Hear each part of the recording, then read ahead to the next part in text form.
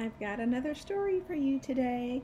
Now, this one is kind of special to us because when Glenn and I were still dating, he was in ROTC, and the Colonel Whipple, read this story to the whole ROTC group for one of the Christmas banquets, and that was one of our first dates. So that was kind of fun. And every year after we put our Christmas tree up, we watch the movie of this.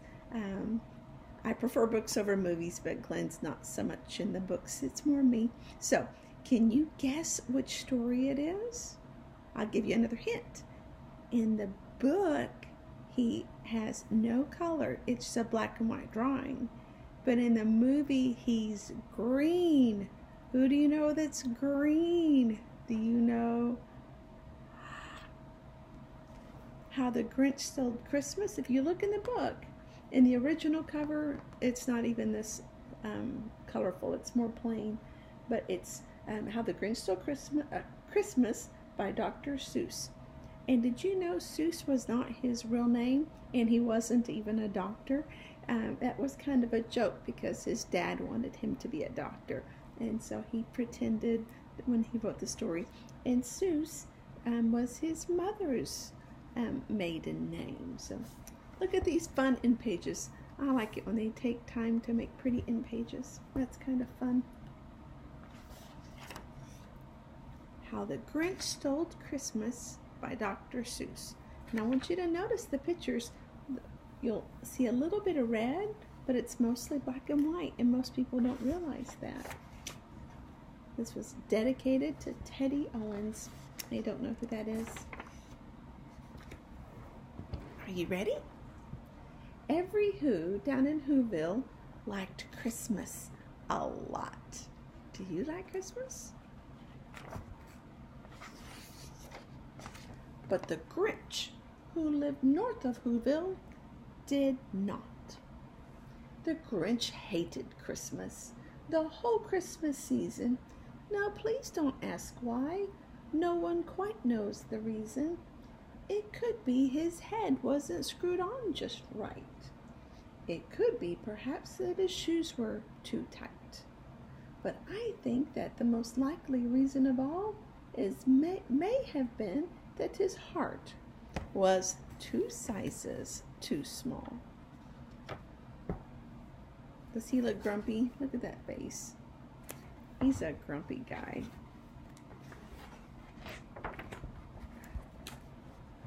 But whatever the reason, his heart or his shoes, he stood there on Christmas Eve, hating the Whos, staring down from his cave with a stout, Grinchy frown, as the warm lighted windows below in their town, for he knew every Who down in Who-ville beneath was busy now hanging a mistletoe wreath, and they're hanging their stockings.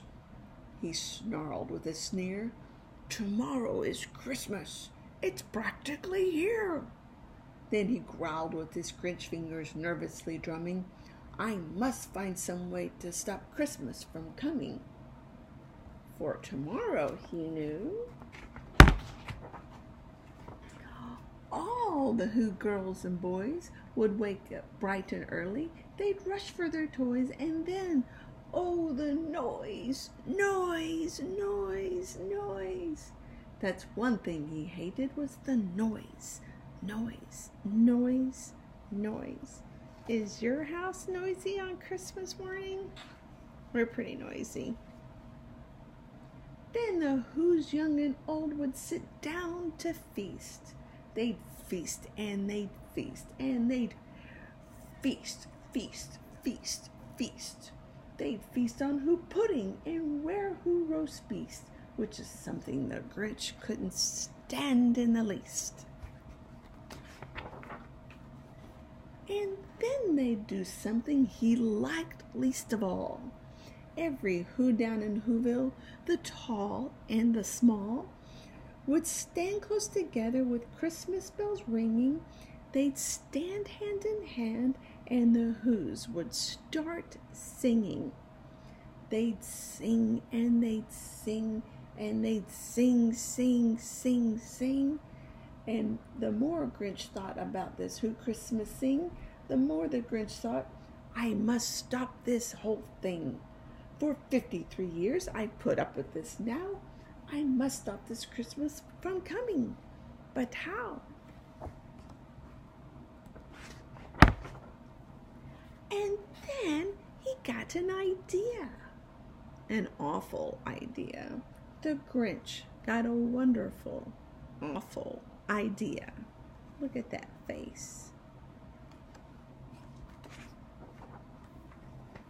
I know just what I'll do, the Grinch laughed in his throat, and he made a quick Santa Claus hat and a coat, and he chuckled and clucked with a great Grinchy trick. With this coat and this hat, I'll look just like Saint Nick. All I need is a reindeer. The Grinch looked around, but since reindeer are scarce, there was none to be found. Did that stop the Grinch? No, the Grinch simply said, if I can't find a reindeer, I'll make one instead. So he called his dog Max, then he took some red thread and he tied a big horn to the top of his head. That poor little dog. Then he loaded some bags and some old empty sacks on a ramshackle sleigh and hitched up old Max. Then the Grinch said, "Giddy up," and the sleigh started down toward the homes where the Who lay a snooze in their town. What do you think he's going to do next?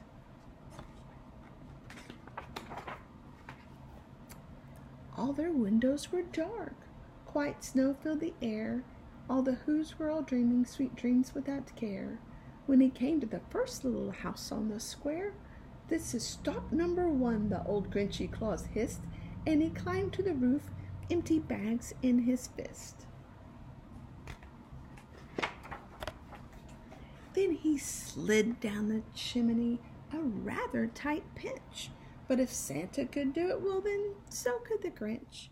He got stuck only once, for a moment or two, then he stuck his head out of the fireplace flue, where the little Who stockings all hung in a row. "These stockings," he grinned, "are the first things to go." Do you see him taking their stockings?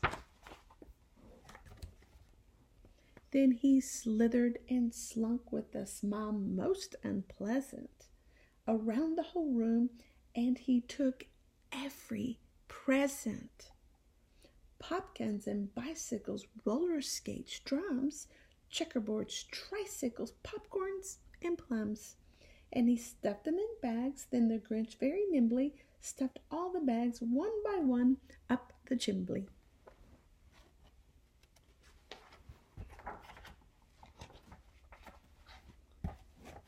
Then he slunk to the icebox. He took the Who's feast. He took the Who pudding. He took the roast beast. He cleaned out the icebox as quick as a flash. Why, that Grinch even took their last can of Who hash. Do you think that's very nice?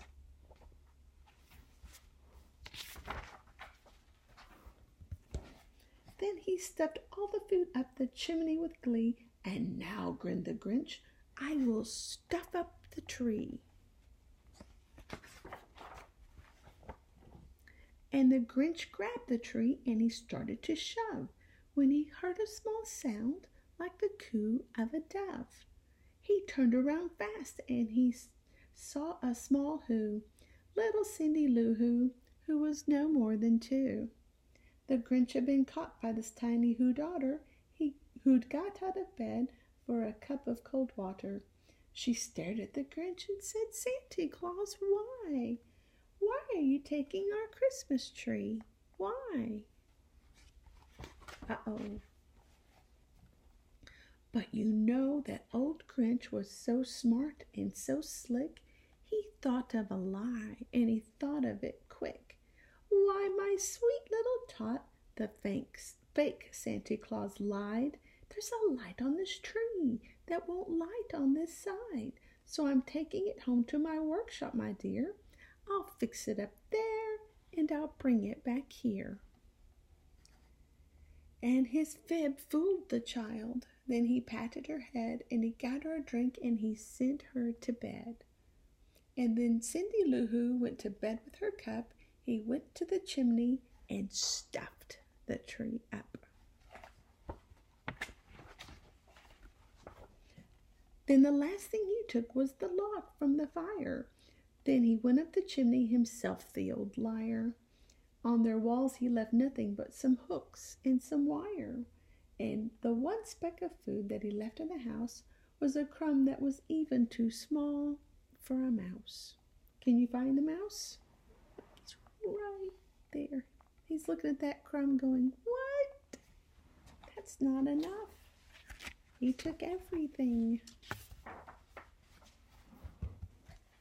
Then he did the same thing to the other Who's houses, leaving crumbs much too small for the other Who's mouses.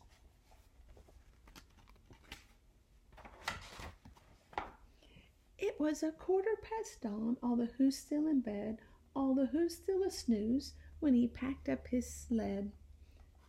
Packed it up with their presents, the ribbons, the wrappings, the tags, the tinsels, the trimmings, the trappings. Look at all that stuff he took. Look at poor little Max. Oh, poor Max. Do you think Max is having a good time? I don't think so either. 3,000 feet up the side of Mount Crumpet, he rode with his load to the tip-top to dump it. Pooh-pooh to the Who, he was grinchiously humming. They're finding out now that no Christmas is coming. They're just waking up, and I know just what they'll do. Their mouths will hang open a moment or two. Then the Who's down in Who-ville will all cry, boo-hoo.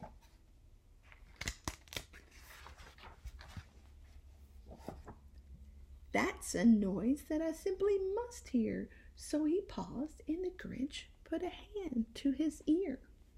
And he did hear a sound rising over the snow. It started up low, and it started to grow. What do you think he's going to hear? Are they going to be crying like he wanted? This book is kind of big. It's hard to turn the pages. But the sound wasn't sad. Why, this sound sounded merry. It couldn't be so, but it was merry, very. He stared down at Who-ville. The Grinch popped his eyes. Then he shook. What he saw was a shocking surprise. Look how shocked he is. Can you make a shocked face? Can you be surprised? Every Who down in Who-ville, the tall and the small, was singing without any presents at all. He hadn't stopped Christmas from coming. It came. Somehow or other, it came just the same.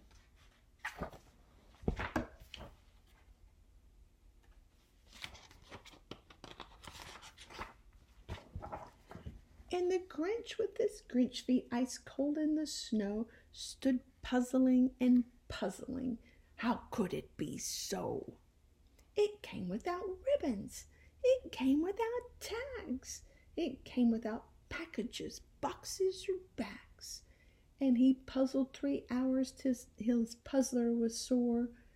Then the Grinch thought of something he hadn't before. Maybe Christmas, he thought, doesn't come from a store. Maybe Christmas, perhaps, means a little bit more.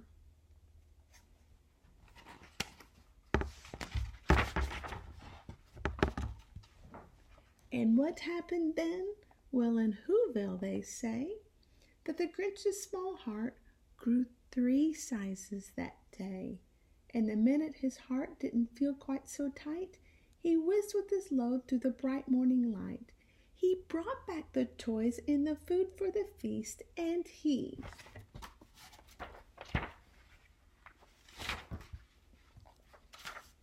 himself, the Grinch, carved the roast beef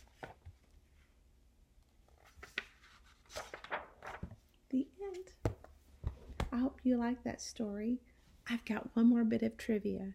Do you remember how old the Grinch was at the beginning of the story?